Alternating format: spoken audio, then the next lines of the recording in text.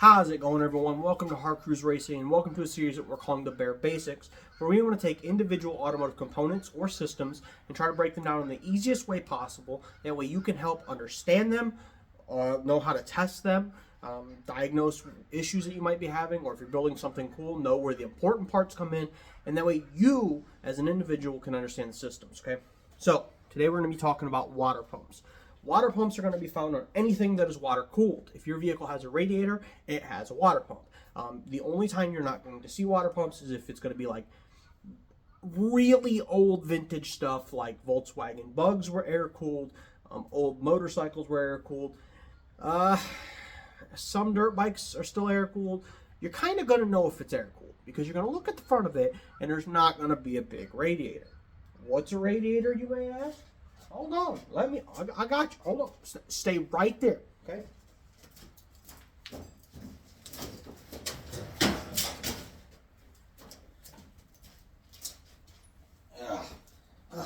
Here's a radiator. This is a radiator out of a race car. Radiator. If you're looking at a motorcycle, it's going to be a whole lot smaller than this, okay? But this is a radiator. Now, if you're looking at your vehicle from the very front and there's other things and your vehicle has ACs, it's probably AC condenser. It's essentially still a radiator. If your vehicle has boost, okay, and you have a air condenser on the front for your turbo, still technically a radiator. Radiator just has water going through it. Could have an oil cooler, still a type radiator, just has oil running through it, okay? Your vehicle uses a lot of systems that look like that, but if there's a radiator on the front, it's water cooled, okay? Nobody's putting a bunch of other coolers or AC condensers and things on things that aren't water cooled. Water cooling is important for engines, okay? Heat is kind of the enemy to an engine. When an engine heats up, a lot of things can happen, okay? Heat or cold is also the enemy to an engine. So there's a balance, okay? That's why we say you should heat up your vehicles before you leave, especially in cold weather. And that's because when metals get cold, they shrink, they contract, okay? When metals get hot, they expand, okay? Engine tolerances are very minimal. Okay, a little too much one way, a little too much the other way, you have issues. You don't want that. Let your vehicles heat up. Let everything come to operating temperature. That's where your engine needs to be. If engine gets super hot and it overheats, it's going to start doing things like boiling your cooling system, and you're going to start losing water. You're going to start breaking down the oils, and they're not going to be as efficient at lubrication and staying on the component and things like that. Okay, so we need to keep everything within one set temperature range, okay? Now, how the cooling system works. There's this water pump that we're going to talk about today. Here's a water pump off 1960 Ford, okay? But water pumps have not really changed much. I can show you water pumps off of like our Ford 2.3, which is going to be like a 80s to early thousands Ford engines. I can show you water pumps over there off of rotary. They're going to be a little different, but that's because of rotary. The whole thing's different, okay?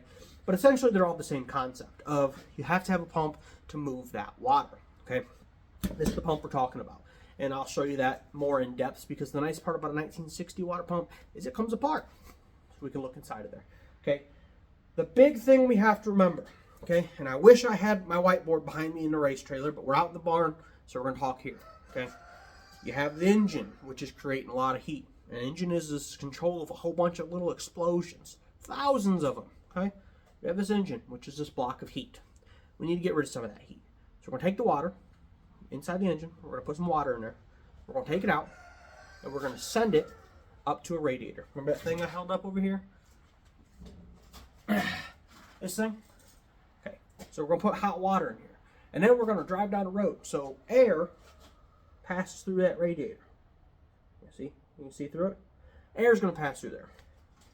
When that air passes through there, both through you driving down the road and the fans that are on the front of your engine, when air passes through there, it's going to take that heat with it and it's going to put it out into nature. Okay? That's why it's hot if you stand over the front of a car. That engine's putting off a lot of heat. Okay? But we're going to get rid of that. And then when that water goes back into your engine, it's going to be a little cooler. It's going to be able to take more of that heat from the engine, put it back out in the radiator. It's a circle. Okay? Big circling system. Easy. That's all it is. Big circling system. Got to have water going out. Got to have water coming back in. Okay? Somewhere in that system, you're going to have a pump. This is the heart to that system. If this thing ain't flowing, you're in trouble. Okay? That's all there is to it. So don't dismiss this part. Replace this part. If it starts to wear out and make sounds, replace it, because there's bearings in here. Okay? So this part right here, we're gonna have this piece on the front. This is gonna be belt driven. Okay? It's pulley. There's gonna be what's called an accessory belt on your engine. A couple belts, depending on the engine, but it's gonna be an accessory belt. Accessory belt in this engine behind me. Let's go take a look. Okay? Come with me. Okay, right here. This is the engine that's going in that 1964. Okay, see it? Making a lowrider. There's the engine that came out. It's old, rusty, crusty. Didn't want to make power. We were going to rebuild it, but I got the opportunity to buy a second engine. Head down here on the floor. In front of this engine. Right here's that water pump we were just looking at. Somebody put some electrical tape over the end when they took it out of their car. Is what it is. But right here's what we're looking at. Right here is where that pulley goes. That pulley is going from our crankshaft over to our alternator and up to this water pump. It doesn't control a lot, but it controls very important things, okay? So, you're looking at your car, check that belt, make sure there's no cracks in it, make sure it's not worn out. If you need to replace it, it's a couple bucks, and it is the powerhouse to your vehicle. If that alternator fails, your battery isn't going to be charging. Eventually, your vehicle's going to shut down and not be able to start again. If this water pump fails, that's the cooling system for your engine. We talked about that. So if that fails, your engine's going to start to heat up, and it eventually is going to shut down and not operate ever again. So, check that belt. If any of these are making noise, replace the component or replace the belt. Get it fixed. They're very important. Now, you're going to see two things up there. They're going to have that little knob on the end like we looked at. Remember the hose end? So I said one's under here. And that's the one we seen up there on the table. Okay, runs right here. And the other one's up here. Okay, that's a separate component. This is where the water is going in or out of your engine. And this is where the water is going in or out of your engine, depending on the system. But remember, we talked about it's a circle. So it's going to come out here, go to the radiator, come back in here. It's going to go through the engine. Come out here, go back to the radiator, come back in here. Now, not that this is really important, but you can assume that if the water goes in the front, it's going to run all the way back down that head. It's going to go down into the block, run all the way back to the front, and then come back out. Again, that's a little more advanced. We're just looking at this system right here. Okay. Now let's go back up here. We're going to go back up here and talk. Now remember I said this one comes apart. We're going to flip it over. Here's the plate that goes on the back of here. Nope, not like that. Like this. Here's the plate that goes on the back there. We can see that hole in the back. When that component bolts up to the engine, there's going to be a hole in there. We're going to have that hole here. Here's the pump and the fans on the inside. See them fins? That's what's going to be pushing the water. That's what's going to make that movement, okay? And then we're going to go over here, and that's where we're going to have the other, there we go, right there. Now, you might see something like this hose going off there. Might go to something else, might be a vent hose. It likely goes to something else that also needs cooling. It's going to be very dependent on the engine. But, again, the basic system is that we have water that has to come into this, spin around, get pressurized and pushed back out, go through the radiator, and then go back to the engine. Okay, now if we go over here, we can see one of them components for a Ford 2.3. Okay, and that just gets pushed right into the engine. So it's a little different. But again, we're on the front of this, we're going to have a pulley, and we're going to have water getting pushed out. Okay, if I go back here, now this one's going to look weird and different, but again, rotaries are weird and different. That right there is the in and the out getting pressurized on that water pump. So that one's a little different. If you don't have a rotary, and I know a lot of people don't have old rotaries, don't worry about it, but it's neat to see that there are different systems, especially vintage ones, okay? Now, if we go up front, we're going to go look at some motorcycles and stuff, so let's go. All right, so here's the vintage motorcycle. This is a 1971. Now, if we look on the front of there, see there's no radiator? Well, that bike is air-cooled, okay? So there ain't going to be a radiator. You ain't going to have a water pump. We come over here, that bike right there has a radiator on it. So that bike's going to have a water pump. Now, we can come down in here and be looking for hoses, where stuff right, right there. Look, look. See coming from the radiator? Coming over here. Water pump. Okay. Let's go look at some other things, right? That's why I limit ourselves. Here's a race truck. I'm standing. Ooh, almost fell in the mud. Okay. What are we looking at? Right there. There's the inlet. Down there, that rusty thing. It looks like crap. Water pump. Okay. Let's go look at other things. Doge Cummins. Alright. Look down in here. Radiator on top. Okay, here's the engine. Radiator right there. Gonna look down in there where we got our hoses going to. Well, there's a hose coming from the radiator. We're gonna come over here. There's that outlet hose we were looking at back there on the other one. So we need the other side of that. Well, that's way down in there, okay? See it down there? That big black hose? I'll come back. Where are we going? Where are we going? Well, water pump's gonna be down there. Can't get to it, okay? Because that's internal into that engine like that Ford 2.3. And that outlet's coming out the engine of the block. Here, okay? Hard to see. We're gonna have a pulley. And over there we're gonna have, get out the way! I'm trying to see. The hose connects to the side of the block there. So, water pump's gonna be down there. Does my boat motor have a water pump? What do you guys think? Does that boat motor have a water pump? There's no radiator.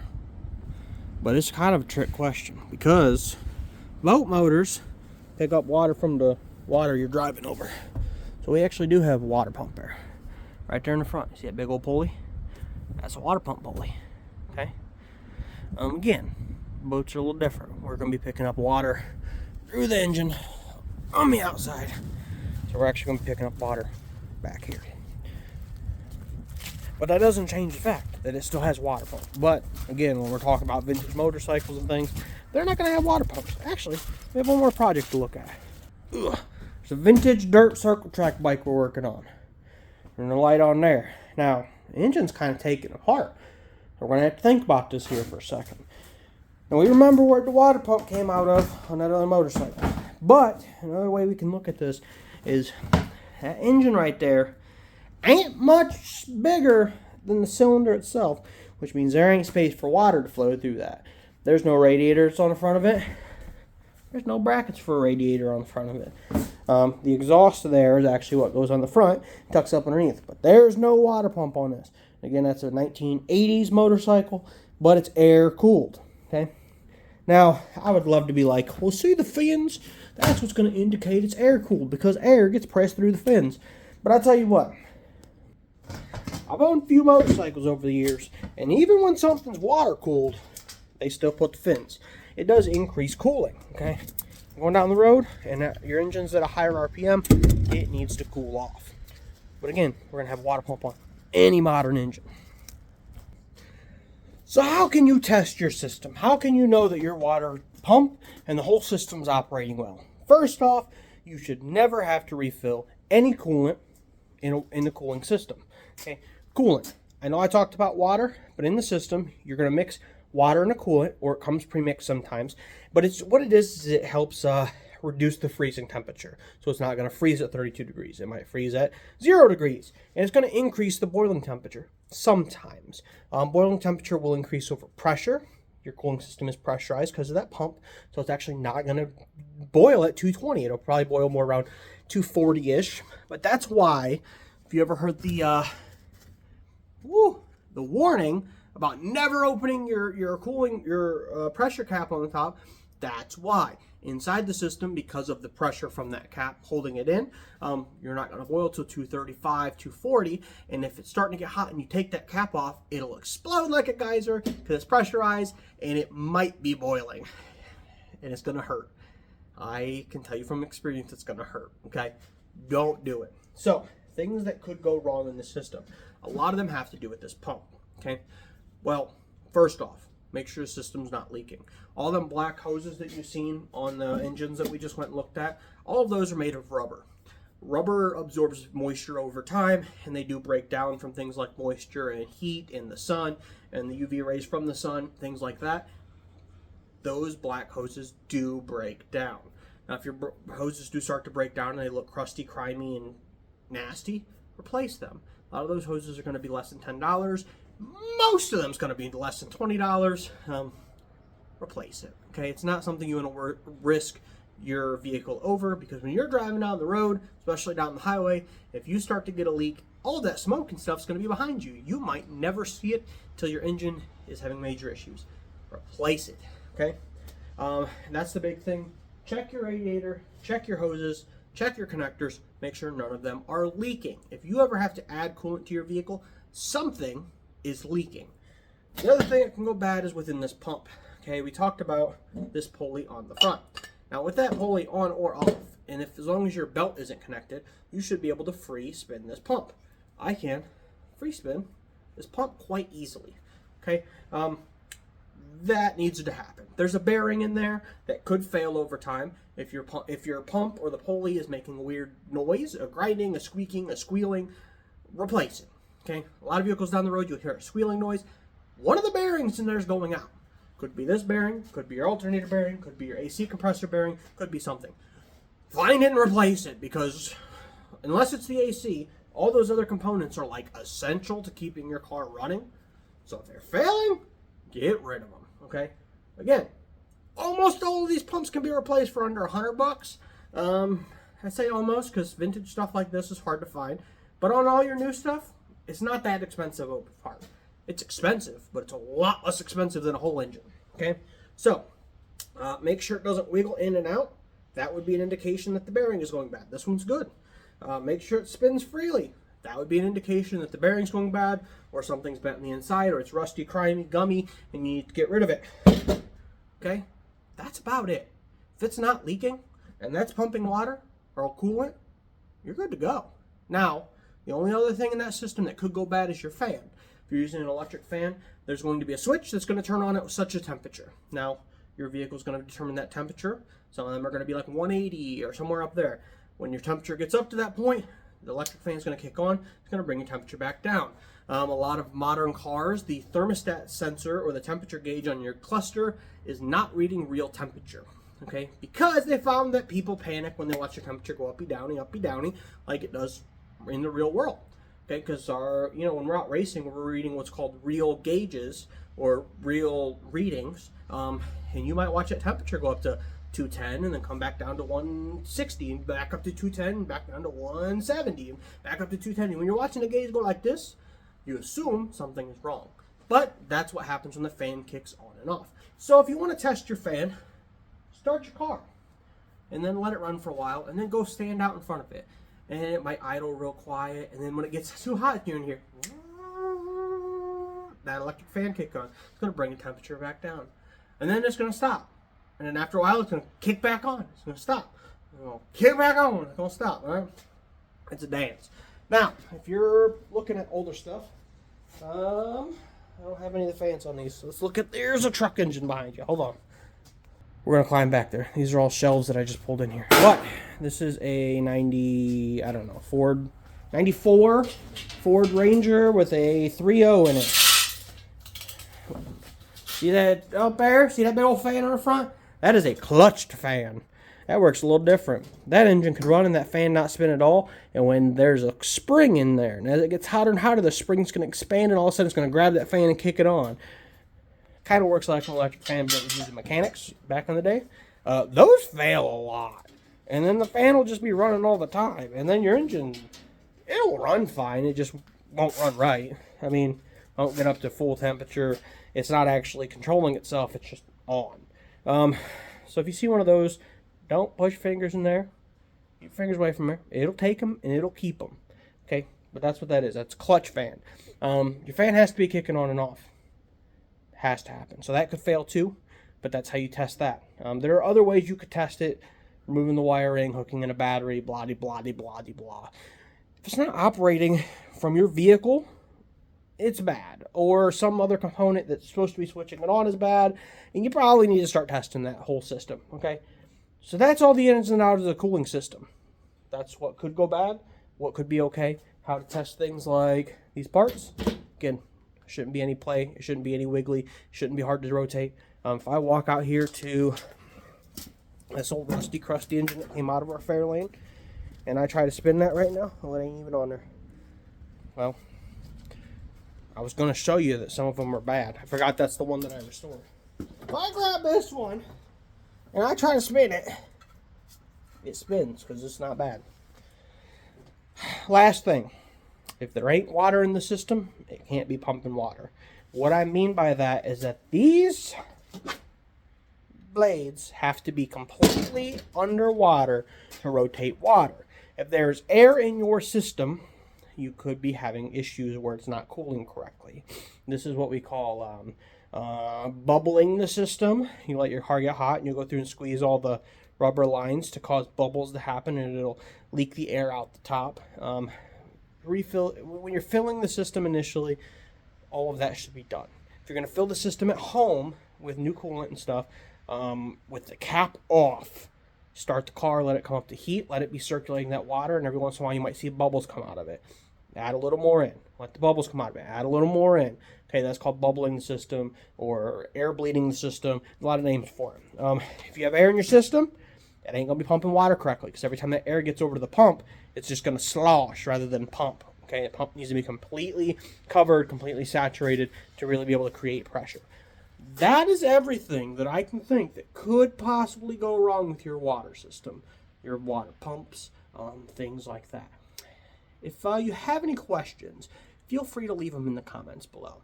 Again, we are looking at this point, 130 years of automobiles is what we're up to, something around there.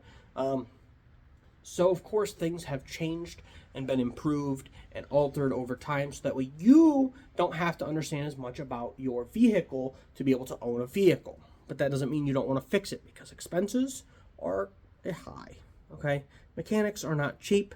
There's a reason for that. We go to school for this stuff. We spend a lot of time. We buy a lot of special tools. We have to understand a lot of things. So, if you go out and spend money at a shop or a mechanic, it's going to get pricey. You can build it yourself. You can do it. I believe in you. You got this. Take your time, ask questions, and don't be afraid to try things out if you have the time for that. Okay? So get out there, build cool things, and most importantly, have a good day.